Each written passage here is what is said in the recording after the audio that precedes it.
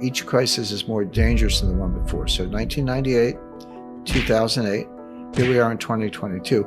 We're going to get to a point, we may be there, where the crisis is actually bigger than the Fed, bigger than the Fed's ability to stop.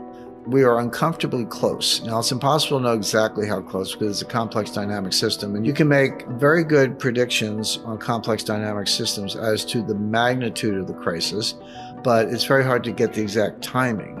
But I can say that we're uncomfortable because now we've been there twice before in recent years. 1998, we came within hours of shutting every market in the world. It began with a Russian default, by the way. August 17th, 1998, Russia defaulted on their external debt and the ruble was grossly devalued.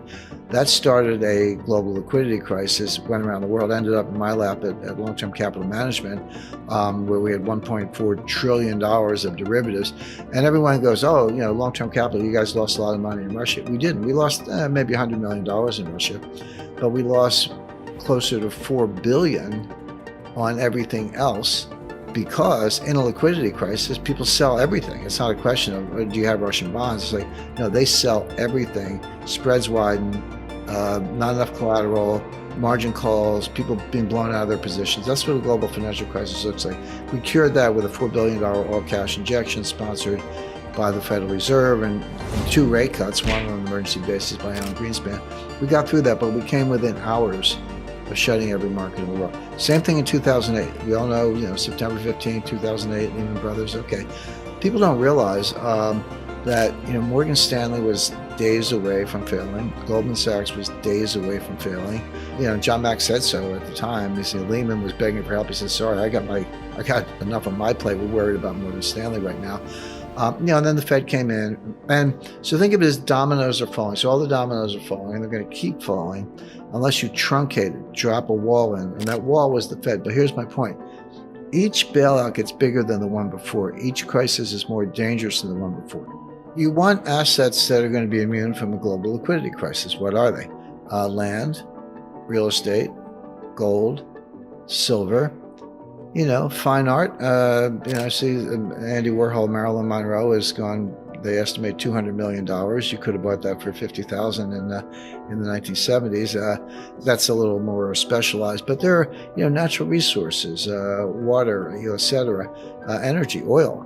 If you want to be in stocks, okay, get stocks of companies that are based on natural resources. And they're such as ExxonMobil, Chevron. I mean, I'm just giving these as an example. But there are a lot of ways to protect yourself. But, you know, a regular stock portfolio is not a good one. And, you know, banks are going to be in distress. Money market funds are going to be in distress. That's what a liquidity crisis is. I point out that the dollar has been a cryptocurrency since at least 1979. That was the last year the Treasury issued a paper Treasury note, like you had a note. Maybe somebody's grandmother still has an old one in the attic, but they had little almost like you know, stamps, like you peel off a coupon and take it down to the bank and get paid. The last time they did that was 1979. So the dollar has been digital and message traffic has been encrypted since around 1980.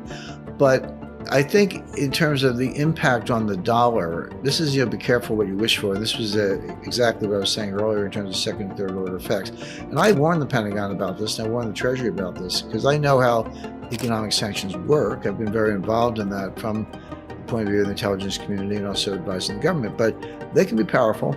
But if you use them too much and too broadly, they actually lose all their impact, because the people you're targeting say, well, okay, no mas, I'm out of the dollar system.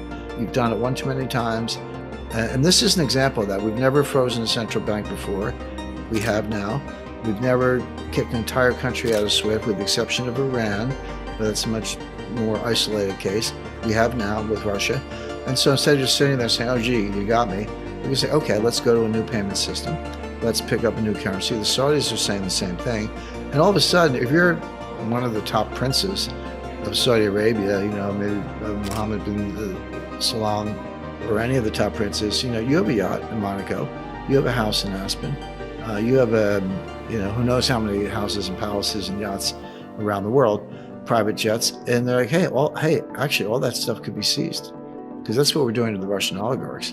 And by the way, it's not limited to oligarchs. We saw this kind of neo-fascism in Canada very recently with Chrystia Freeland, who's the deputy prime minister, freezing the bank accounts and the crypto wallets of the truckers. Canada went so far as to criminalize it. If you supported the truckers under a recent interpretation of Canadian law through Chrystia Freeland, the deputy prime minister, that's a criminal act. So I told Justin, I said, come and get me. But my point being, so she's seizing the accounts of blue collar truck drivers and Biden's seizing the accounts of oligarchs, but it's the same thing. Okay, blue collar, multi-billionaire, but it's the same thing. Suddenly, Canada and the U.S., two of the number one, I think number 5 economy in the world, number 6 maybe, have frozen Canadian dollar and U.S. dollar accounts of people they don't like.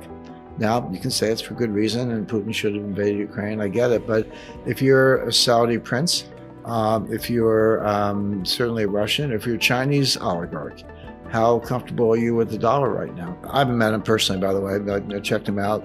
Looks like a thoroughly bright guy. But other than carrying Larry Fink's briefcase for a few months, I mean, he's a year maybe, he's never had a job outside of academia or government. So he doesn't really understand the real world and doesn't understand what we're discussing right now. So the answer to the question was that they didn't think this through. They don't understand these knock-on effects. They don't understand how the international monetary system actually works. They don't understand the blowback. I mean, I'll give you another example. This one has received some publicity. So we throw all kinds of sanctions on Russia. So Russia said, okay, we're going to stop our exports, Russian exports of strategic metals and chemicals and other elements that everyone else needs for inputs in their manufacturing processes. And they put a ban on exports of nickel. Well, okay, so you need nickel to make batteries, so good luck with your electric vehicles. But, okay, so U.S. throws sanctions on Russia. Russia retaliates by banning nickel exports. The price of nickel goes to the moon. It went up by a factor of 4 or 5. That's really not surprising. London Metal Exchange fell down. They had to close. Yeah. Okay, but who lost? There was a Chinese billionaire who owns one of the largest nickel mining operations in the world, who lost, I think, $5 or $6 billion. So here's Russia and the U.S. fighting an economic war, and the loser pops up in China. That wasn't on his radar screen, and that wasn't on anybody else's radar screen. But it's a good example where the damage shows up when you don't expect it. Russia had about 600 tons of gold, and today they have 2,300 tons. China had about 600 tons of gold, and today they have about 2,000 tons, just slightly less, that we know of. And they may have several thousand tons off the books in the State Administration of Foreign Exchange that we don't know about, because that's completely opaque. So Russia and China did exactly what we warned the Pentagon about in 2009, exactly, which is increase their gold reserves by a factor of 4 or more. But everyone's like, well, the Chinese yuan is going to be the global reserve currency. No, it's not going to be the ruble, but here's why. Well, there are a lot of reasons, but the main reason is when you talk about reserve currency, you have to understand what that means. It's not like the People's Bank of China has a bunch of $100 bills on pallets stacked up in the basement. When people say reserve currency, what they really mean is the currency of the bonds that they invest in. In other words, they're dollar-denominated assets in the form of treasury bonds or notes. That's what China actually has on their books, not like the dollars per se. So if you want to suggest or hypothesize that the Chinese yuan is going to replace the US dollar as a global reserve currency, where's the yuan bond market? I mean, it doesn't exist. Very small scale, very illiquid, no primary dealers, no wind issue trading, no auctions, no repo, no settlement clearance, none of the plumbing and the mechanics of a mature bond market such as the United States. And above all, they don't have a rule of law. I mean, at least if somebody reneges on a treasury bond, you can sue somebody, but you can't do that in China. So the absence of the rule of law, number one, the absence of the infrastructure, the plumbing, for want of a better word, are two reasons why the yuan and certainly the ruble will not replace the dollar as a reserve currency. However, what I was hypothesizing then, and I would come back to this, is you can create a brand new currency that does have all that stuff. And in my example, they used a Swiss bank, UK law, put the gold in a third-party depository.